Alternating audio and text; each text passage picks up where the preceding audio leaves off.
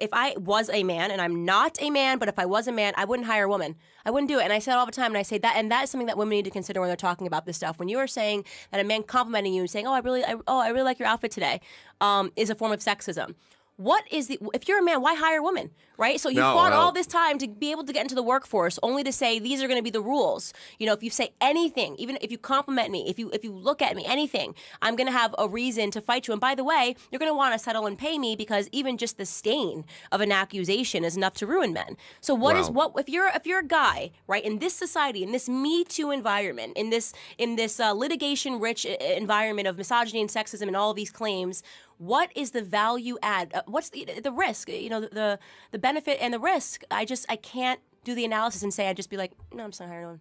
Give me all the money. A day in my life getting laid off at Google. So I woke up to this really ominous text from my boss, and I honestly had no idea what it was going to be about. So I called her the minute I woke up and saw this, and she told me to check the news and my email. So I rushed downstairs to find out that I had lost access to basically everything. I couldn't log into my email or even check my calendar. I called my boss back, and we just sobbed over the phone because she was also finding out about my layoff for the first time today too. I started getting calls from a bunch of my coworkers and started finding out who else was let go on my team, and some neighboring teams as well. But I think the worst part is that it seems like no one was consulted on this decision, and everyone was just finding out about the layoffs at the same time. It just felt like a really bad game of Russian roulette, and there was no consistency around who was let go. It was also not performance-based, so it just felt really random. I opened up LinkedIn, which honestly was not great for my mental health. There were so many people who were in the same boat that were both equally as shocked and blindsided, but it did help me feel a little less alone. Honestly, I spent so much of the day crying.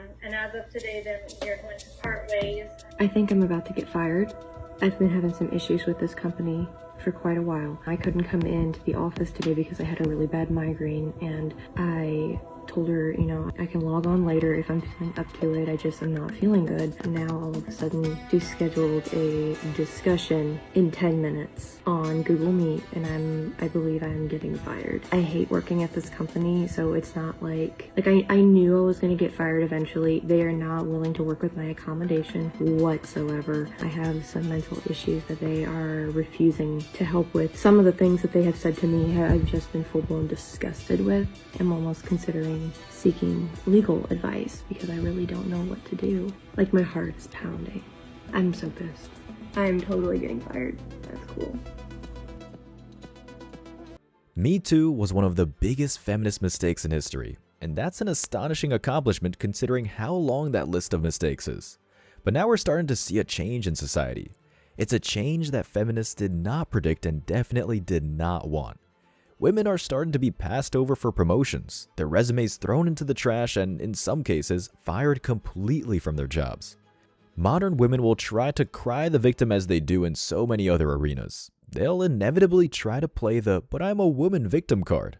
But it won't work this time, because it's precisely the fact that she's a woman which has landed her in this mess. But it's not because employers are unfairly discriminating. That's actually a complete feminist myth. The only people women have to blame for this is feminism itself. Feminism has successfully pushed a movement that made hiring women in the workplace a complete financial liability for a business. In this society, the almighty dollar reigns supreme. When things start to cut into a company's bottom line, then and only then will change occur. And feminism, driven by mindless women, has successfully turned women into a serious risk for a company. And this is what happens when you put ideology before success. Your profits will tank and your business will close. This is also what we're starting to see in Hollywood and Disney with their endless woke washing and insufferable strong and independent female lead characters. These companies have successfully killed some of the most beloved franchises with the most loyal fan bases in our society. Star Wars, Doctor Who, and even Lord of the Rings have all fallen prey to feminist woke washing that has completely alienated the core fan base and driven profits into the ground. So now we're seeing a change there also. But before we go any further with the video, let me share today's comment of the day. Shout out to Orkin6, who said, "Schrodinger's feminism. A woman is simultaneously a victim and empowered until something happens. Then she chooses which state benefits her the most." Now that's a clever comment that you whipped up. Gotta love it. So please, don't forget to reach out to my email to claim your $5. As always, guys, I'll pick one comment from each video. It may be the funniest, the most liked, or one that was just real clever. So don't forget to leave a comment and you may be the next winner. So be sure to hit that like and sub button as it helps the channel out a lot. So now, let's get back to the video. I don't ever slow up, no I don't take shit. I got no love for the fakeness. If you wanna play tough and wanna hate this, I'll always show up. I don't ever slow up, no I don't take shit. I got no love for the fakeness. If you wanna play tough and wanna hate this, I'll always show up and make a statement. I don't ever slow. But let's get back to the workplace. The thing that kicked off this entire downfall for women was the MeToo movement. Now, it's important to be objective. We aren't feminists after all. Even a broken clock is right twice a day. The movement put away some genuinely terrible people. No matter which side of the fence you're on, Harvey Weinstein is a monster. But the positive aspects of the movement quickly fell off a cliff, and before you know it, the unintended consequences started to rear their ugly heads. The movement spiraled out of control, and suddenly, men started being accused of sexual harassment and abuse constantly without any need for evidence. This allowed the most toxic women in our society to step in and take full advantage of this for their own gain. And before the feminists respond to this by saying that almost never happens, let me point out something that you're almost not going to believe. There was even a book written by a woman teaching other women how to take advantage of the MeToo movement to destroy the men they don't like and gain power for themselves. The book was called How to Destroy a Man, and it gained a significant readership a few years ago. This book was basic training in how to destroy a man's life through false allegations. How can you possibly argue that this isn't an issue when there's been a book written about it for the general public? Let me read some of the book. And yes, it's just as bad as you would imagine. This woman has broken down the process of destroying a man into a goddamn system. This quote is about teaching women how to create a social media post that successfully destroys a man. In order to attract the proper attention, the post title and content you craft needs to include scandalous allegations about the man victimizing others by violating legal or ethical standards. Anything shocking can work, but crimes of sexual and violent nature against women and or children seem to work best. A few examples include rape or sexual assault, physical assault, an example, beating women, and pedophilia. Other vices, such as alcoholism and drug abuse, can also work but appear less effective, perhaps because victims are less apparent. Either way, both approaches are even more effective when phrased as helpful warnings to the public, most likely because they appeal to authorities' guardian and savior role by implying that weak people are presently at risk. For example, a post title could read as follows: Warning, all women beware of rapist Dr. Joe A. Smith, MD ENT specialist. Further, while the post content requires more detail, it needs to be only about a paragraph in length for search engines to detect it, index it, and rank it highly in SERPs. Nevertheless, longer content is typically better in the eyes of search engines. As always, it's helpful to keep the fundamentals in mind and ask yourself, what will get the attention of Mary Media and Arthur Authority? As you can probably guess, crafting stories or sharing anecdotes with allegations chock full of scandalous details, sex, violence, victims, and potential victims works well. While most people won't actually click on the listings, seeing the post title and snippet is enough, search engines appear to rank listings linked to voluminous content higher in search results, and that's important because we want the public, media, and authorities to notice them. Also, it's obviously best to make the allegations anonymously if you want to protect yourself from any negative repercussions. You can refer to yourself simply as a victim or a friend of a victim in your posts. You can also help maintain anonymity by using a public internet connection, like at a cafe or a hotel lobby, or a virtual private network or VPN connection, if you're familiar with how that works to mask your home IP address. Further, some of the websites you'll be leveraging may ask you to register with a username and or email address. You can still guard your anonymity, however, by creating a generic username, like Karma Princess, and a throwaway email account through Yahoo, Gorilla Mail, Hotmail, and the like karmaprincess321@hotmail.com. Frankly, the websites do not seem to care who is actually posting. I suppose we should be thankful that the author is such a dreadful writer. I think for the reason alone, the book didn't reach as far into the mainstream as it could have at the time. Thank God for that. But this kind of thing was happening even if the book didn't reach a wide audience. Men were getting flooded with baseless false accusations. Suddenly, men who spent an entire working career building a respectable and dignified professional reputation quickly saw their years of hard work go up in flames, all because some new admin assistant wanted more social media followers and clout. And do you know what happened? The internet believed women. There was even the extremely popular hashtag #BelieveAllWomen, which was the most obvious form of feminist gaslighting I've ever seen. Feminism gave women a free pass to destroy men based on lies and created an entire movement convincing the population to believe their lies without evidence. And if you asked for evidence, suddenly you were a hateful misogynist and a part of the problem. Honestly, I can't believe how stupid this society can be sometimes. But this entire clown show had serious unintended consequences that women would pay for much later. Not all women are hateful feminists, but every woman has to pay the price for the actions of other women. And now women are having a harder time in the workplace. So does it mean that I shut this computer off and be done? Or am I expected to answer more emails after this? Hi. Thanks for jumping on. No problem. So I'm actually here to inform you that today is your last day at Cal. We've determined that this is no longer a critical role for the company and are eliminating the position. And we very much appreciate all the work that you've done during your time here. Your account will be shut down during the meeting and you will no longer have access to any owned systems.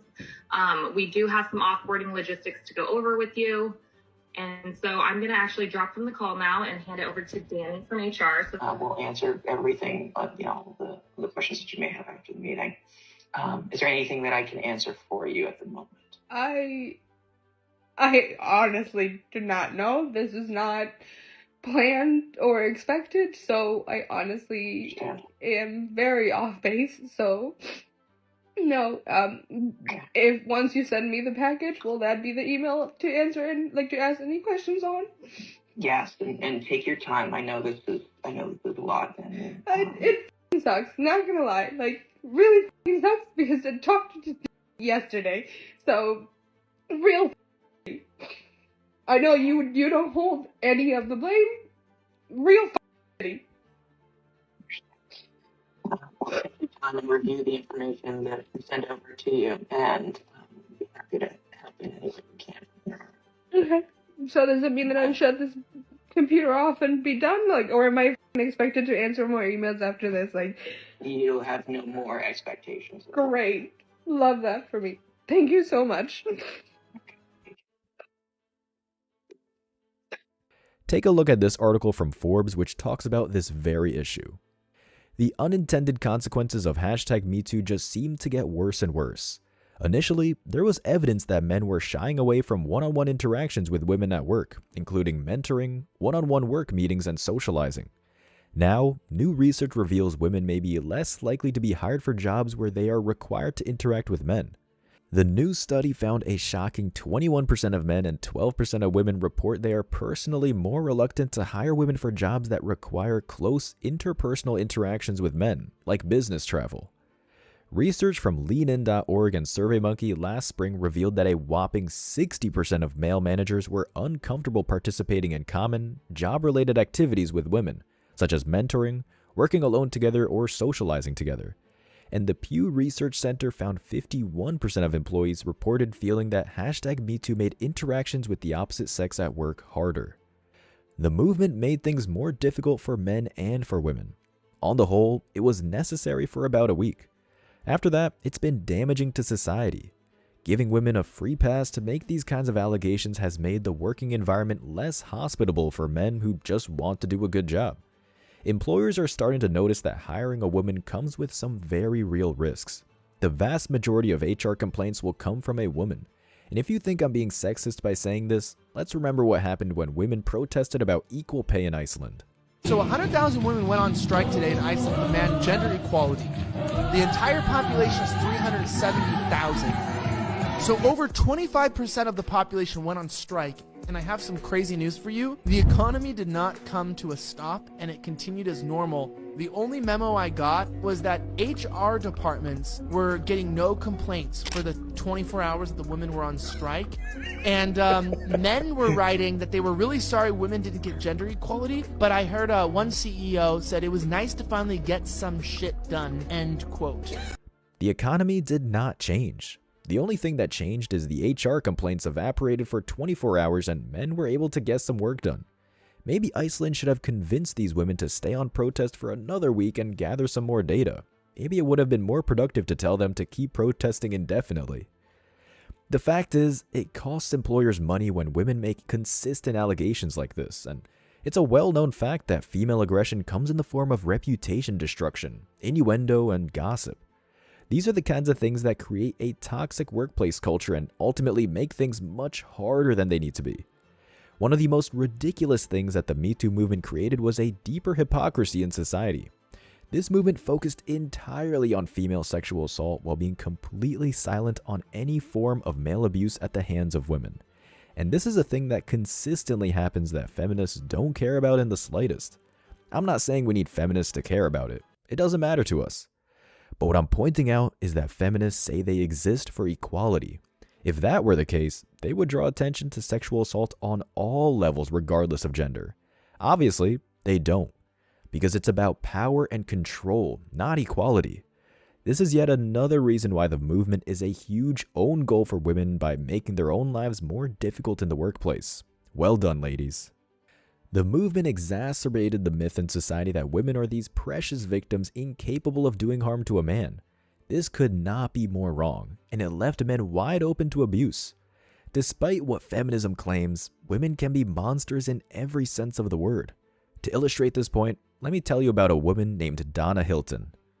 This woman currently works as a professional victim. She's an extremely outspoken women's rights activist and a spokesperson for prison reform. She attends marches, protests, and is otherwise a fierce proponent of feminist propaganda. But what most people don't know about this woman, and what feminists absolutely don't want us to talk about, is that Donna Hilton has a very dark history. Back in 1985, she was quietly convicted for her role in the kidnapping, torture, and murder of a 62-year-old New York businessman named Thomas Vigliarolo. Alongside her friends, she captured him, drugged him, and tortured him for nearly 2 weeks with the intention of extracting a massive ransom for his life. Now here's where the details get dark. You've been warned. They stripped him, they beat him, they sexually abused and tortured him. They crushed his testicles with a pair of pliers. They burned him. They forcibly sodomized him by inserting a 3-foot steel pole into his anus, to which she commented saying he was a homo anyway. When I inserted it, he wriggled. Ultimately, Vigliarolo died after several days of torture.